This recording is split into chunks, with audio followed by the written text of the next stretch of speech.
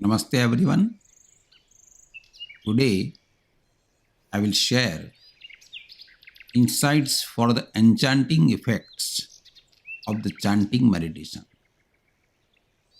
Chanting a mantra of one's choice is practiced in almost all religions of the world. Some of the mantras are so enchanting that one gets absorbed with chosen mantra and the deity addressed. Listening of reverberating sounds of bell reminds one of the enchanting effects of chanting, submerging oneself in the deep feeling of mantra and one's beloved deity. Chanting a mantra could be a miraculous way to enter in dhyan meditation. In fact, in whole of Asia, chanting a mantra had been used as a method to experience deep trance, satori, dhyan, samadhi. Though the mantra could vary, the duration of chanting could vary, the timing and venue of chanting could vary, but the chanting remained always enchanting. The most of the masters of almost all the times used one or other form of chanting, including rhyming and kirtan, for expressing devotion to deity as well as for experiencing inner beatitude, benediction, and blessings for the obvious reasons.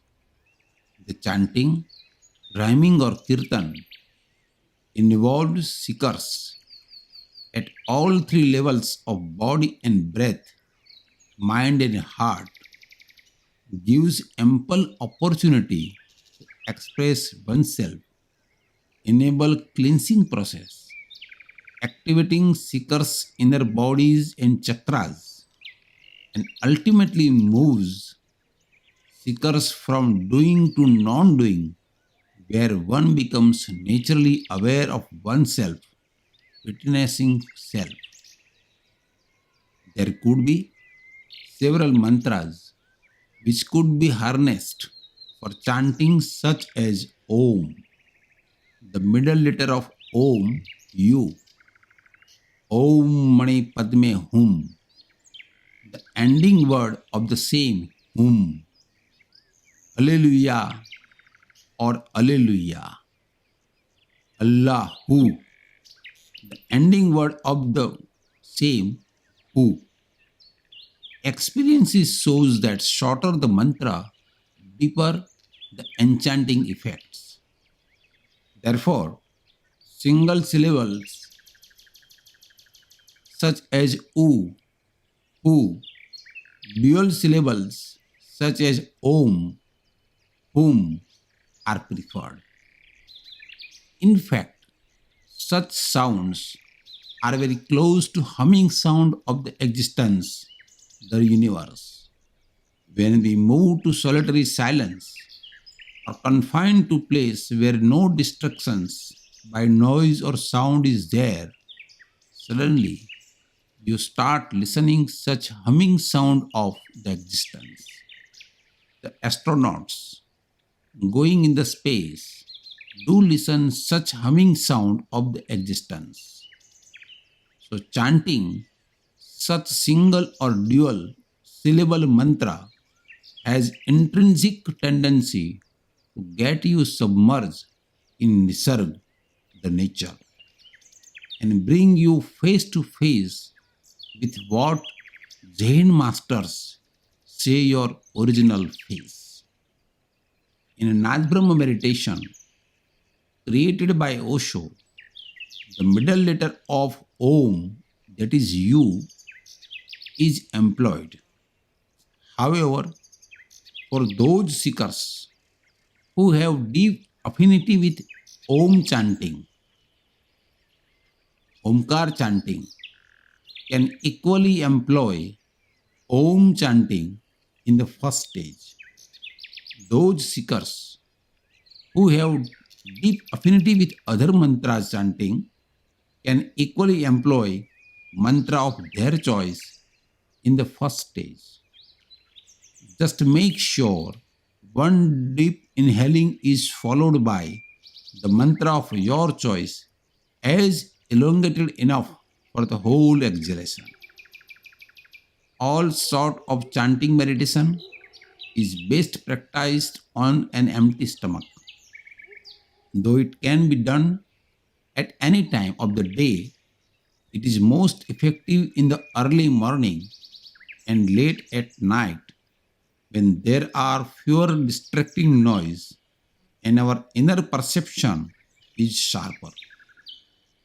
Ideally, the chanting should be for at least half an hour, followed by a quarter hour of energy giving and taking, and then a quarter hour of watching, that is, silent sitting or lying down on back for the rest. For seekers who are beginners or those who have time constraints may resort to medium duration chanting meditation or mini duration chanting meditation. They are of half an hour or 20 minutes, involving similar stages of chanting, energy giving and taking, and watching in silence. They could well be included in your daily routine just before going to sleep or just after waking up from the sleep. Idea is to have flavor of enchanting experience of chanting and move closer to your original face. If seekers could sleep after this experiment, it is of great help. Two conditions, namely having an empty stomach before start of the chanting meditation and remaining inactive for at least 15 minutes afterwards, must be followed. All type of chanting meditations are based on humming sound, which is known traditionally as Brahmari Pranayam by the Eastern yogis. It is experienced that Brahmari Pranayam is advantageous to calm down and quiet the mind, soothe the nerves, relieve stress and anxiety, dissipate anger, lower blood pressure, stimulate the pineal and pituitary glands, harmonize body and mind, improve voice and ability to communicate, activate Visuddha chakra and boost creativity, induce sound sleep, Yog Nindra. These may be taken as side benefits. As seeker of truth and self knowing, we resort to chanting meditation to reveal our true nature, what Jain Master says, our original face, awakening to our essence. I found chanting meditation not only energetic and effective, but also expressive, cathartic, soothing, silencing, and celebrating. It touches each and every fiber of our all five bodies: physical, vital, mental, intuitive, and bliss body. It activates all of our five chakras: Muladhara, Swadhisthana, Manipur, Anahat, and Vishuddha. It cultivates and develops our awareness to much deeper layers of our being and position oneself as a watcher on the hill, the drashta. All sadhana, irrespective of its classification, are oriented towards witnessing self, what the Upanishad says, the Turiya state of conscience. Keep trying chanting meditations and keep them practicing as a daily routine. till you come close to witnessing self. These methods work like drip watering to the aliveness of awareness plant. Less said is better than self experience and far better than what you would realize only by experimenting.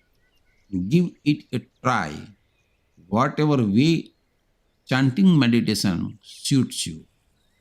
Thank you so much for listening.